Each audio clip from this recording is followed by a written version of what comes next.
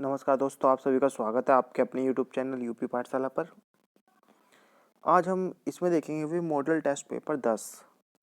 आज मैं विज्ञान के 10 काफ़ी महत्वपूर्ण रसायन विज्ञान पर प्रश्न लेकर आया हूँ और ये पूरे के पूरे आपके सिलेबस से रिलेटेड है। तो पहली क्वेश्चन है, परमाणु के संगठन में शामिल मौलिक कण है। तो परमाणु होता है उसमें कौन कौन से मौलिक कण शामिल होते हैं, सभी ऑप्शन आप सभी के सामने हैं, देख लीजिए। तो परमाणु के संगठन में शामिल मौलिक कण है, ऑप्शन हो जाएगा सी, प्रोटॉन, इलेक्ट्रॉन, फोटॉन। देखो होता है क्या है, परमाणु एटम जो होता है ये होता है, ठीक है। इसके अंदर क्या क्या होता है, प्रोटॉन प्लस न्यूट्रॉन, ठीक है। न्यूट्रॉन होते हैं और ऊपर इलेक्ट्रॉन घूम रहे होते हैं। जो इलेक्ट्रॉन होता है इस पर ऋणावेशित होता है, प्रोटॉन पर पॉजिटिव चार्ज होता है मतलब धनावेशित होता है, और न्यूट्रॉन जो होता है ये न्यूट्रल होता है। न्यूट्रल मतलब आवेश रहित होता है। ये चीज़ भी आपको याद करनी है, ये भी क्वेश्चन पूछ लिए जाते हैं। अब ऑप्शन में एक चीज़ सही करना, एक ऑप्शन थोड़ा गलती से लिखा गया। यहाँ पर फोटोन की जगह क्या होगा, फोटोन की जगह यहाँ पर होगा न्यूट्रॉन, ठीक है। सही कर लेना, गलती हो जाती है कभी कभी लिखने में। तो न्यूट्रॉन होगा, ठीक है। तो क्या क्या होते हैं भाई, परमाणु होते हैं, इलेक्ट्रॉन होते हैं और न्यूट्रॉन होते हैं। बिल्कुल केंद्रक होता है एटम के अंदर, इसके अंदर होते हैं प्रोटॉन प्लस न्यूट्रॉन और चक्कर लगा रहे होते हैं इलेक्ट्रॉन। इलेक्ट्रॉन क्या होता है भाई, इलेक्ट्रॉन जो होता है, इलेक्ट्रॉन होता है ऋण आवेशित। इलेक्ट्रॉन पे क्या होता है, नेगेटिव चार्ज होता है, तो ये होता है ऋण आवेशित, ठीक है। और प्रोटॉन पे क्या होता है, प्रोटॉन पर होता है पॉजिटिव चार्ज, तो ये होता है धनावेशित, ठीक है।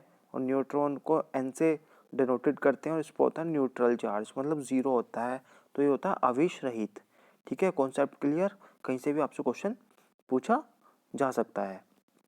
नेक्स्ट क्वेश्चन है, निम्नलिखित में से किसमें न्यूट्रॉन अनुपस्थित होता है। ये भी काफ़ी अच्छा क्वेश्चन है, न्यूट्रॉन इनमें से किसमें अनुपस्थित होता है। तो गाइज अनुपस्थित होता है न्यूट्रॉन हाइड्रोजन में, ठीक है। ये चीज़ आपको बिल्कुल याद करनी है, न्यूट्रॉन हाइड्रोजन में अनुपस्थित रहता है। नेक्स्ट क्वेश्चन है, निम्नलिखित में सर्वाधिक कठोर तत्व कौन सा है। तो भी सबसे कठोर तत्व कौन सा है, सर्वाधिक कठोर तत्व ऊर्जा है, एलिमेंट, तो क्या होगा, हीरा होगा। अगर आपसे क्वेश्चन पूछता सबसे कठोर धातु कौन सी है, देखो भाई सबसे कठोर धातु होती है प्लेटिनम। पी कठोर होता है हमेशा, प्लूटोनियम का होता है कठोर होता है, और पी कठोर, एल हल्का। लिथियम सबसे हल्की धातु होती है, पी कठोर मतलब प्लेटिनम कठोर धातु होती है, और ओस्मियम क्या होता है, सबसे भारी धातु होती है। तो प्लेटिनम सबसे कठोर धातु होती है, लिथियम पी भारी, एल हल्का, ओ नहीं, पी कठोर, एल हल्का, ओ भारी, ये ट्रिक होती है, ठीक है।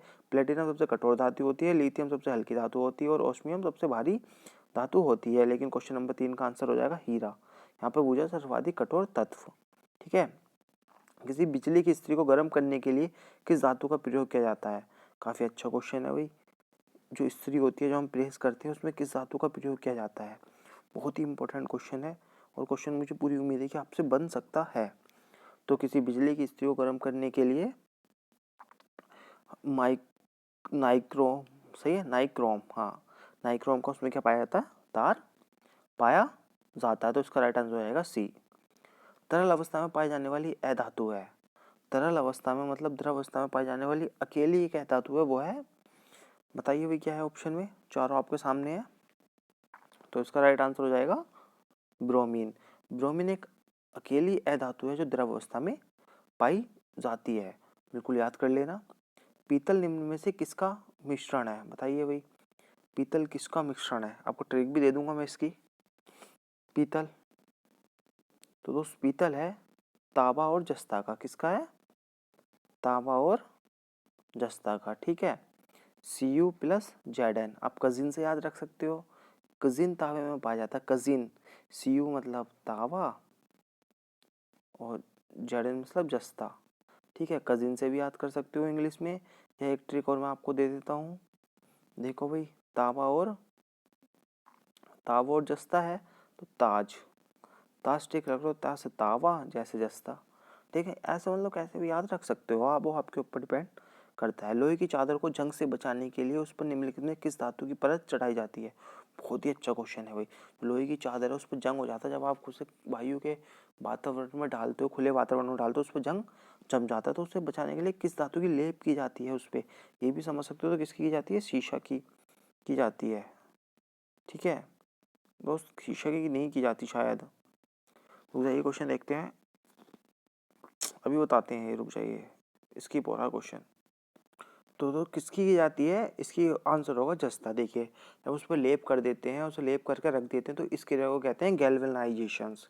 ठीक है, गैल्वेनाइजेशंस ये वाली प्रक्रिया कहलाती है। उसे लेप करके उस पर जस्ते की चढ़ा देते हैं। ठीक है, इससे क्या होता है? वो जंग से बच जाता है। तो ये चीज़ आपको बिल्कुल नोट करके रखनी है। तो इसका राइट आंसर होगा सी, जस्ता। धूप के चश्मों के लिए निम्न में से कौन सी कांच का प्रयोग किया जाता है? आपके सामने क्वेश्चन है, लगा लीजिए भाई। बहुत अच्छे क्वेश्चन लाया हूँ। ऐसे क्वेश्चन आप देखना कि इतने से 5 से 10 मिनट के अंदर आपको इतने बेहतरीन क्वेश्चन मिल रहे हैं, और इन्हीं तरीके के क्वेश्चन आपको मिलने वाले हैं एग्जाम में, बिल्कुल। तो ये हो जाएगा क्रुक्स कांच। जो धूप के चश्मे होते हैं उसमें क्रुक्स कांच का प्रयोग किया जाता है। इसमें परावैंगनी किरणें होती हैं, जो परावैंगनी किरणें होती हैं धूप के चश्मे में, इस क्रुक्स कांच के माध्यम से आंखों पर इफेक्ट नहीं डालती हैं, उनसे ये रक्षा करता है। निम्नलिखित में से कौन सा एक लवण सागरों में सर्वाधिक पाया जाता है? लवण मतलब भाई नमक की बात हो रही है यार। नमक, साल्ट। साल्ट बताओ भाई क्या होता है? साल्ट का फॉर्मूला सिंपल सा है। क्वेश्चन नंबर 9, निम्नलिखित में से कौन सा एक लवण सागरों में सर्वाधिक पाया जाता है? तो उसका आंसर हो जाएगा बी, सोडियम क्लोराइड, NaCl। भाई सागरों से तो निकाला जाता है ये। ठीक है, याद रखना, सोडियम क्लोराइड। लास्ट क्वेश्चन और आज का अंतिम क्वेश्चन है, पेट्रोल की गुणवत्ता किससे अभिव्यक्त की जाती है? जो हम पेट्रोल भी बाइकों में भरवाते हैं, उसकी गुणवत्ता किससे व्यक्त की जाती है? बहुत ही अच्छा क्वेश्चन है, बताइए भाई। तो इसकी गुणवत्ता की जाती है भाई ऑक्टेन संख्या से नापी जाती है।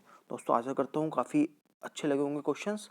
तो मिलते हैं इसी तरीके से अगले मॉडल सेट के साथ। धन्यवाद।